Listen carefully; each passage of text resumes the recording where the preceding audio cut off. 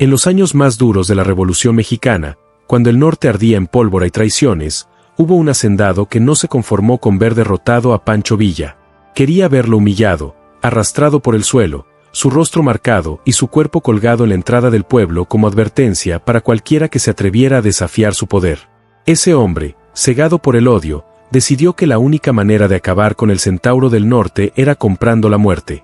Reunió oro, contactos y viejos resentimientos, y contrató a un asesino de reputación legendaria, un sicario que no dejaba huellas, que aparecía y desaparecía entre la arena como un fantasma. Su nombre era Gavilán, y donde él llegaba, no quedaba nadie vivo para contarlo. Mientras tanto, a kilómetros de distancia, en los cerros secos de Chihuahua, el sol golpeaba con fuerza sobre un grupo de hombres exhaustos. Entre ellos, descansando bajo un mezquite, estaba Pancho Villa. Su rostro endurecido por la guerra no mostraba cansancio, solo cálculo. Había aprendido a leer el viento, a reconocer el peligro antes de que los disparos sonaran. A su alrededor, sus hombres revisaban armas, contaban balas y curaban heridas recientes. La emboscada del día anterior los había dejado maltrechos. «Nos estamos quedando sin municiones, mi general», dijo Martín Salgado, un joven teniente con cicatrices que aún sangraban. «Si no conseguimos pertrechos en Ciudad Guerrero, no aguantaremos otro ataque». Villa no respondió enseguida. Sus ojos permanecieron fijos en los cerros del sur, analizando el horizonte como si el polvo le hablara. Finalmente murmuró: «Partimos esta noche, pero no hacia Guerrero. Vamos a la hacienda El Roble. El viejo don Severiano me debe más de un favor». En ese mismo momento, en la hacienda El Roble, don Severiano Duarte daba órdenes entre tragos de mezcal. Era un hombre acostumbrado a que todo se hiciera a su manera. Desde que Villa lo había humillado frente a sus peones, obligándolo a arrodillarse mientras se llevaba su ganado, el orgullo le hervía por dentro. No podía dormir, no podía comer sin sentir el sabor del rencor. Esa tarde, en su despacho, frente a una cabeza de venado colgada en la pared, escuchaba a un hombre de sombrero bajo y mirada impenetrable. «Dicen que eres el mejor», le dijo don Severiano sirviéndole mezcal. «Y yo pago bien por resultados». El otro levantó la copa sin sonreír. Villa no es un hombre fácil, pero tampoco es inmortal. La voz del sicario era baja, firme. Nadie lo llamaba por su nombre. Todos lo conocían como Gavilán. Su sola presencia helaba la sangre. Pero en los establos de la hacienda, alguien más escuchaba. Matías Reina, un joven peón delgado y de rostro curtido por el sol, había oído cada palabra a través del muro de adobe. Años atrás, Villa había salvado a su madre del fusilamiento, y desde entonces Matías le debía la vida. Esa noche, cuando el silencio cubrió los campos, ensilló su caballo y cabalgó hacia el norte sin detenerse, decidido a advertirle al general. Al mismo tiempo, Villa seguía despierto. No confiaba en las noches demasiado tranquilas. Mientras afilaba su machete junto al fuego, notó algo en el aire, una calma sospechosa. Cuando escuchó los cascos de un caballo acercarse, levantó la mirada sin sorpresa. Matías apareció cubierto de polvo. «Vengo del Roble. Don Severiano mandó por un matón. Lo llaman Gavilán». Al mencionar ese nombre, el silencio se hizo pesado. Villa cerró los ojos un segundo, respiró hondo y escupió al suelo. «Entonces es cierto. Quieren que me arrodille. Pero no nací pa' eso».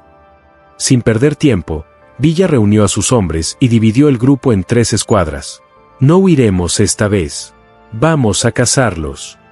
A una escuadra la encabezó él mismo, otra quedó bajo el mando de Fidencio Torres, su lugarteniente de confianza, y la tercera, bajo Juana y Dolores, 2 mujeres que habían demostrado tener más valor que muchos hombres. Esta noche el Roble va a entender lo que pasa cuando se juega con fuego. Horas después, en la oscuridad del desierto, el grupo de Gavilán avanzaba hacia el supuesto campamento de Villa. Los acompañaba un viejo traidor, Joaquín el Tuerto, esvillista que conocía los caminos y los hábitos del general. «Si sigue su costumbre, cruzará el arroyo de San Lázaro antes del amanecer», explicó el traidor. Gavilán sonrió apenas. No sabía que lo estaban esperando.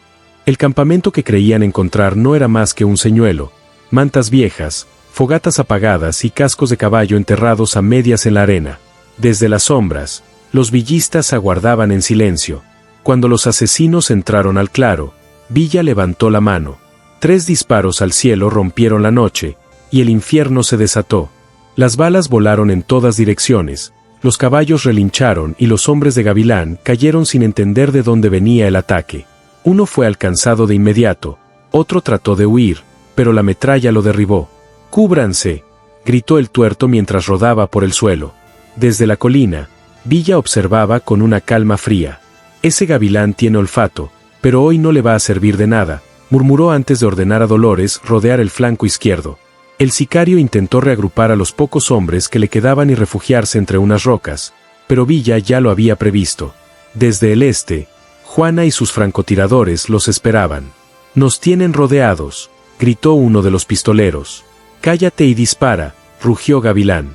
En ese momento, vio una figura entre la maleza, el sombrero, la postura, todo indicaba que era Villa. Disparó sin dudar. El hombre cayó. Pero no era Villa. Era el tuerto, vestido con la chaqueta del general, usado como cebo para confundirlos.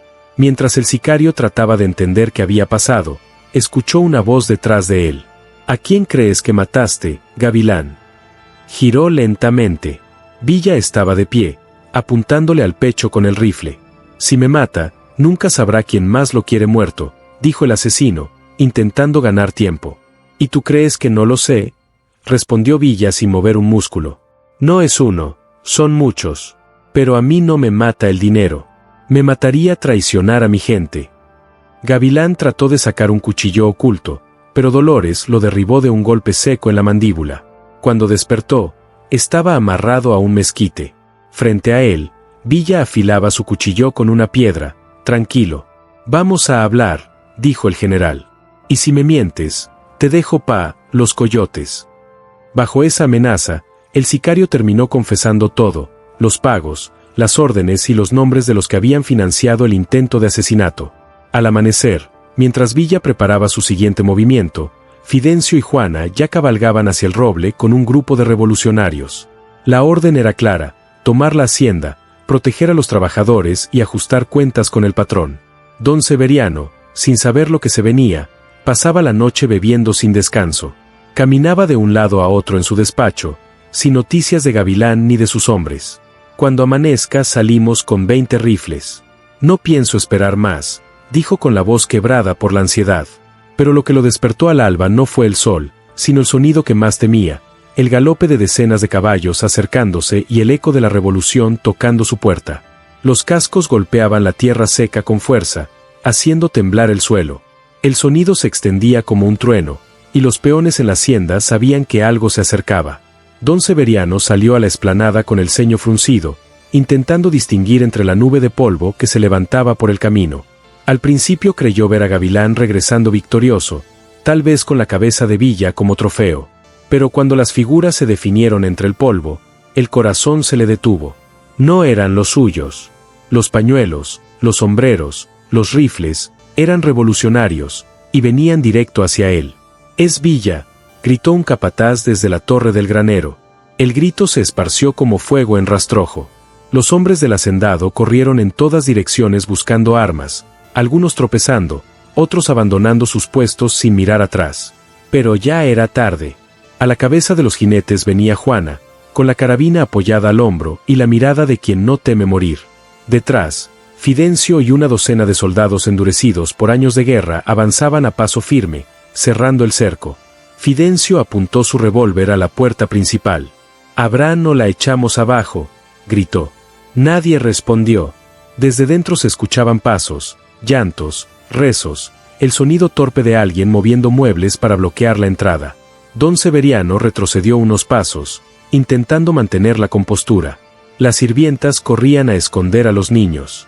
El mayordomo temblaba mientras atrancaba las contraventanas, pero no había muro capaz de detener lo que estaba por llegar. El portón se vino abajo con el primer golpe de una viga improvisada. Los revolucionarios entraron como una tormenta desatada, despejando el camino con disparos y gritos. En cuestión de minutos, la hacienda El Roble cayó.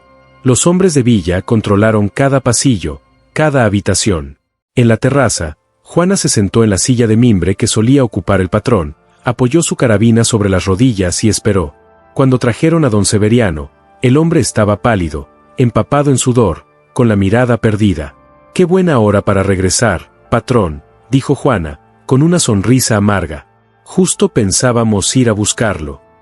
Don Severiano tragó saliva, tratando de mantenerse erguido, pero su dignidad ya lo había abandonado. Miró a su alrededor y entendió que su poder había terminado. «¿Dónde están mis hombres, mi familia?»